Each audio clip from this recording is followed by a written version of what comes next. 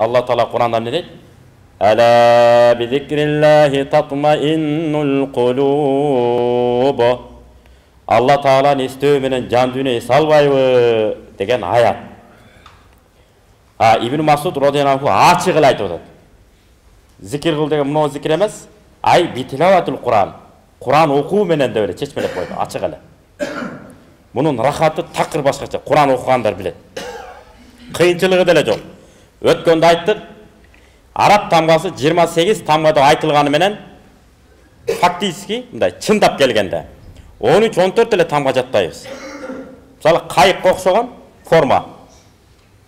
Астына чекит койсо Б, үстүнө 2 чекит койсо Т, 3 чекит коюп койсо С. Thank you дегенде F. Эми жана илгич сыяктуу. Мындай кылып жим деп коет. Мындай кылып форма, ушундай кылып мындай илгичтей кылып тартып коет.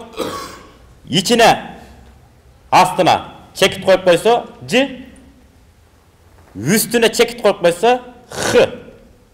Таптакыр чекит койбой койсо Х. Карабайсызбы? Жеңил да. Ушинтип эле жаттап алса болот Кудайдын буйругу менен. Көнүнө 3төн эле тамга жаттасак, 3төн көнүнө 3төн эле. Ошондо Кудай буйруса 10 күндө жаттап бүтөбүз. Эмейли 1 айда жаттайлы. Бирден жаттасак дагы. 1 айда тамга жат болот. Андан кийин Куран окуганыбыз анан бат болот, бат эле. Тез эле өздөштүп кетебиз. 1 ай жатташ керек, шашпай жатташ керек. Анан мондай дептер ачып алып, жазып дагы жаттасак болот. Bir betke B tamgaсын кечке жаза бериңиз. Миңизге отуруп бүтөт экен. Анан Т, анан С.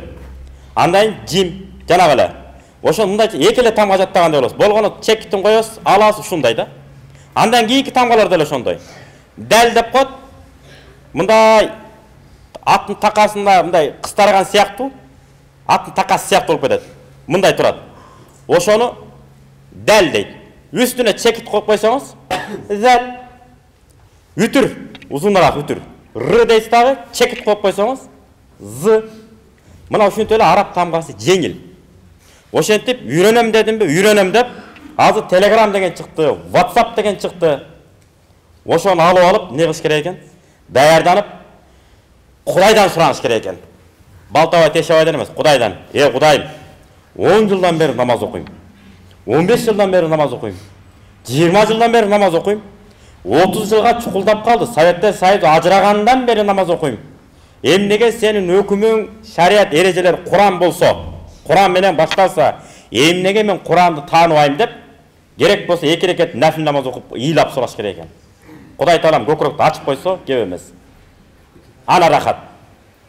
Фатвасы дагы, намазы дагы, ибадаты дагы, дегеле шариятка байланыштуу эмне бар?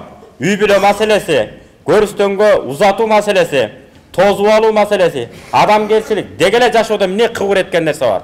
Бардыгы Куран аркылуу. Бүт Куран аркылуу. Курансыз болбойт. Курандын ичинде жазылган бардыгы. Сонун тап даана айтылган.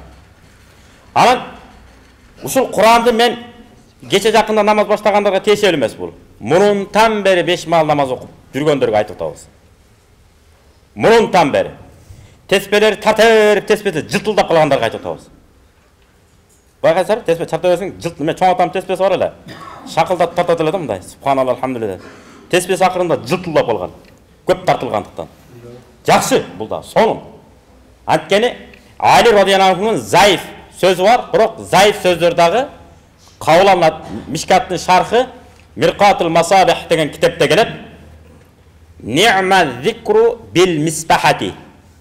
Теспе менен зикир чалуу кандай жакшы деген.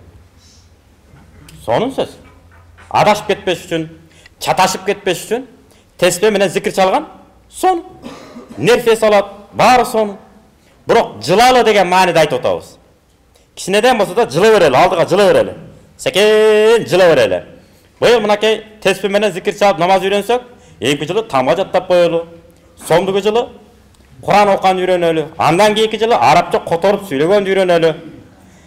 Курандын пайдасы ахиретти эске албаганда, картайган ибадатты эске албаганда дагы сообун.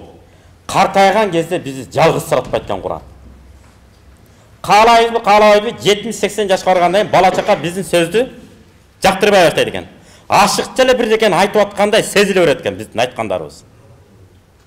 Эми болду, эми баягы Советтер Союзунун кечке айтып берет да биздин ата-энелер, билесиздер го. Мен мунтип жүргөм, анан коюн баккам, ечкисин баккам, анан чөбүмүн ташагам, же ушул сыяктуу бирдекелерди айта беришет. Анан бизге ашыкчадай угулат ошол.